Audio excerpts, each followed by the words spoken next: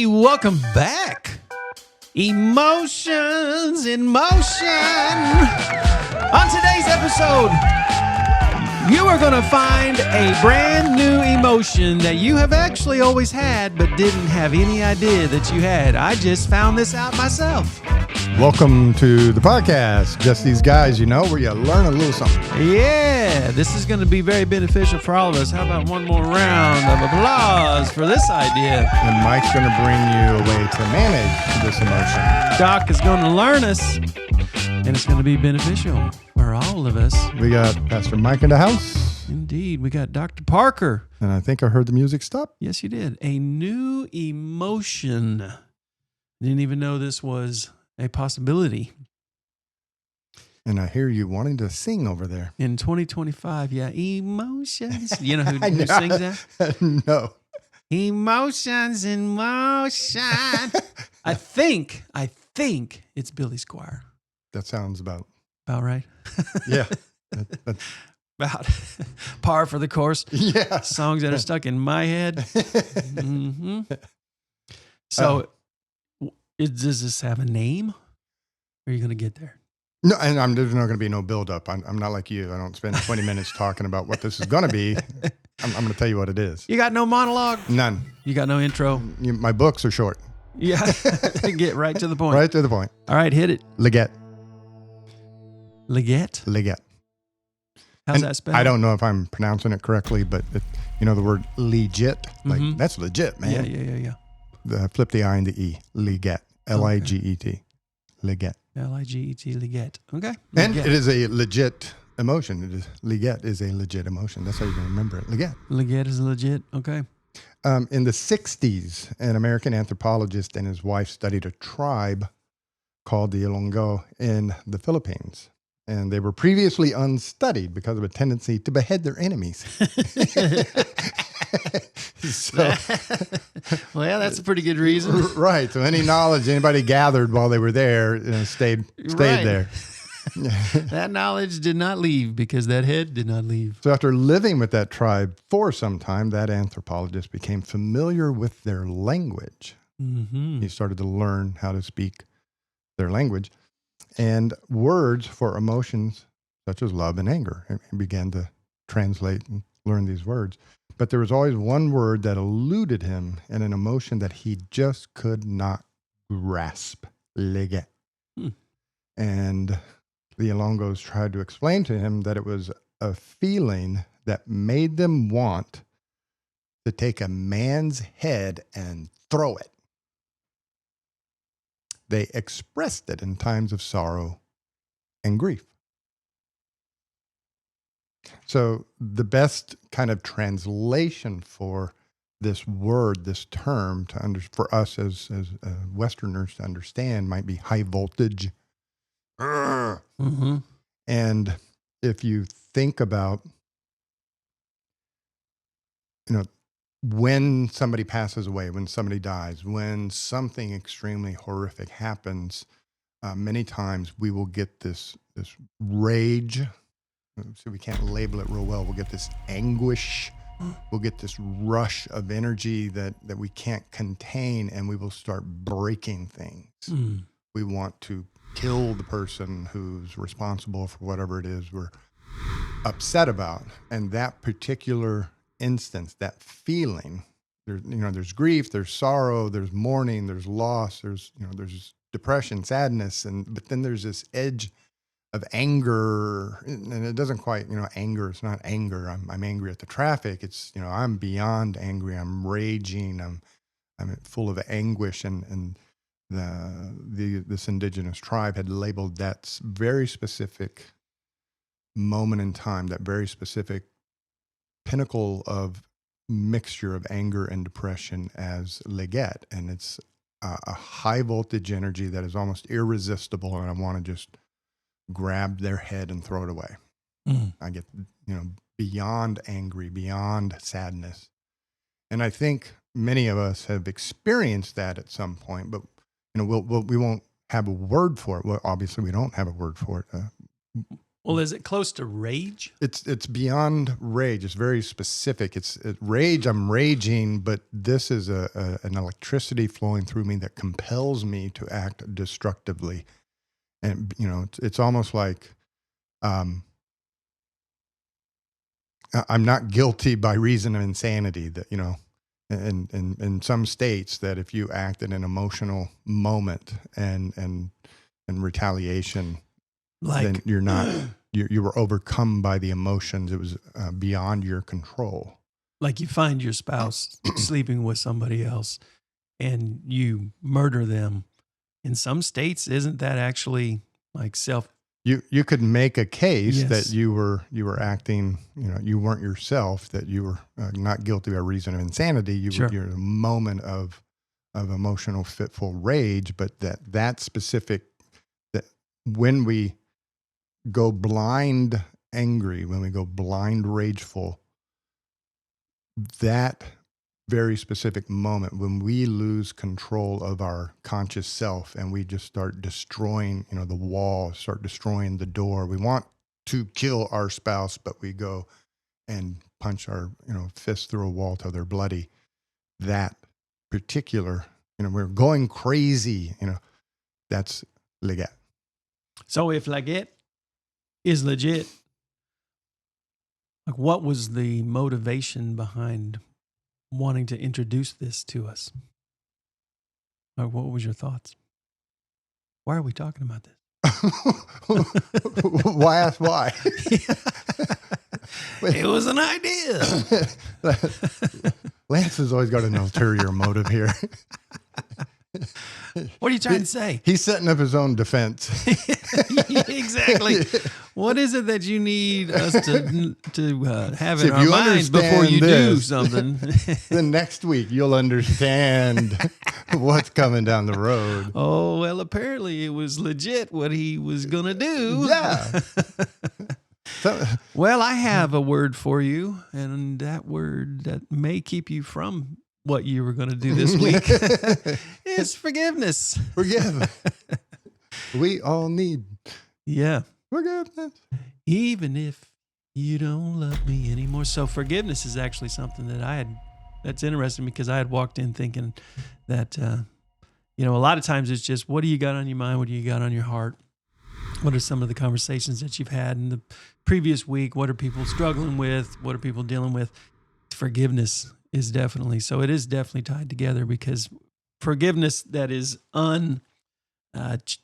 unforgiveness that is unchecked, Right. unforgiveness that begins to spiral out of control can definitely get to legit if we just become consumed with unforgiveness. And I'm telling you right now, there's a whole lot of people out there who are. They have, and the biggest problem is actually them. The reason that they have gotten so far out of control in their unforgiveness is not anybody else's fault but their own.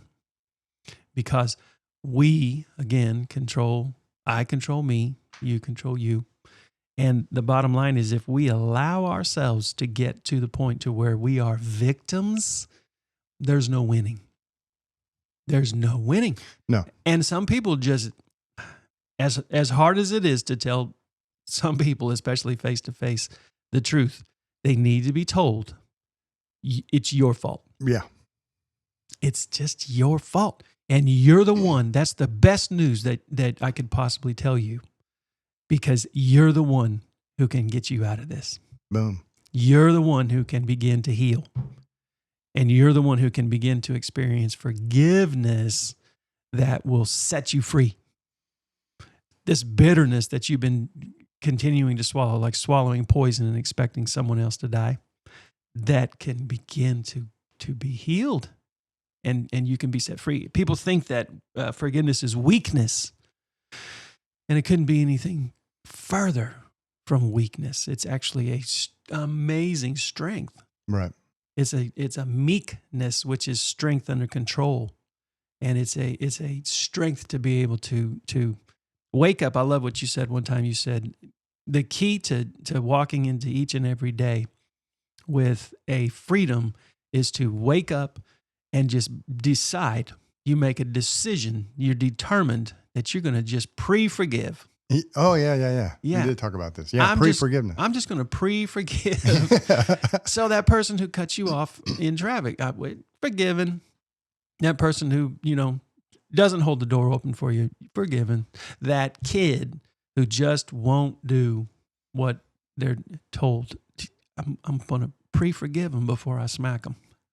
I don't know how many parents I've seen their face change when we talk about that they're so frustrated their kid won't follow directions, their kid's doing this, their kid's doing that. And it's not just something you snap on somebody, you build them to it, but then you get to that point where you say, now, when you get home from work today, your son, what are the odds he hasn't done the chores you assigned? Yeah.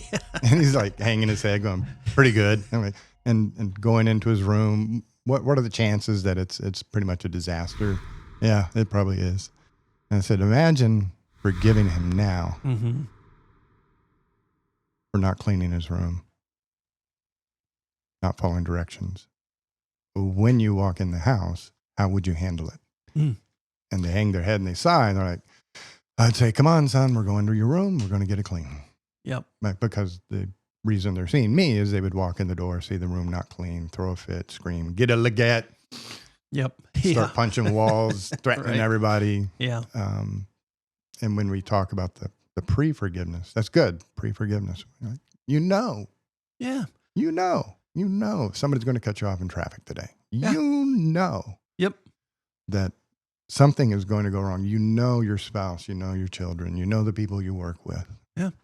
I had a conversation earlier this week with a cousin at a family event about another cousin who wasn't coming, and they were upset that they weren't coming, and they never come.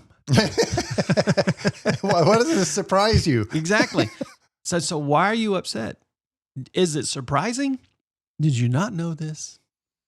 Why do we continue to allow ourselves to just go down the same paths of emotions and not learn? Not just accept that, okay, well, they're not coming, but I don't control them anyway. And so. And that's, you hit it. I mean, you're secretly hitting it. You don't know you're hitting it, but you're diving back into the four fundamentals. I don't control whether he comes or don't control. What I do control is how I view the situation, and based on my knowledge of the past, am I thinking he should be here? Well, how am I setting myself up for anger? Because I know he's never there. Sure. So I'm thinking he should be there. I know he's not going to be there. So I'm already getting angry before we go. Mm-hmm. And then he says, I'm not going to go. And then I get more angry because he should be there, as opposed to I would like him there. Yeah. And if he doesn't show up, then I'm disappointed. Yeah. But that doesn't affect my enjoyment of the outing. Yeah. So pre-forgiving is such a brilliant idea, because throughout every one of us, throughout every one of our days, we're going to have opportunities to forgive. Oh, yeah. Because the reality is, and I heard Bill Maher say this, I kind of like Bill Maher. I'm liking him more and more. I didn't used to like him, but I like him more and more and more. He's had a bit of a transformation. He has a little bit. I think he was listening to our podcast. Yeah. Yeah. He's learning a lot from us. No, I almost forgot what I was going to say. Bill Maher, Bill Maher, yeah. Oh, he said this. Human beings are really not very good people. Wisdom. Such wisdom. And so the reality is we're going to need to forgive. It's something that we would want to do well. And a lot of people think that, okay, well, if I forgive, that means that I have to trust them. No, two separate issues. Two separate. Completely separate issues. The forgiveness is a gift that God has given to us for us. It's all tied together, by the way, for those of us who call ourselves Christ followers. We are called to forgive because of how much we have been forgiven. Yep. It's all tied together. Pay it forward. Yep. And so, but for anybody, the reality is we can find freedom when we are willing to say, okay, I'm not going to continue to give that person the remote control to my life because I am unforgiving. And they're not even thinking about it. No. You're consumed by it. They're not even thinking about it. You're making up little movies in your head where Yep. The evil destroyer of the universe is constantly tearing up your life. And Yeah. And you might not externally be legit, but internally you're legit all over. And I think this is a good way to head off Yes. being legit. Is if Absolutely. you Yeah. take control of what you have control over, focus on yourself and forgiveness, then when these things occur, you're kind of prepared for all of that to happen and to deal with it in an appropriate way, at an appropriate emotional level way, and you don't accelerate over the top to high voltage. Exactly. Exactly. Good stuff, Doc. This was legit. Legit. How you saying it again? Legit. Legit. That's how Lance says it. Legit. I like it. Well, so go out there today and avoid legit by pre-forgiving literally every single person.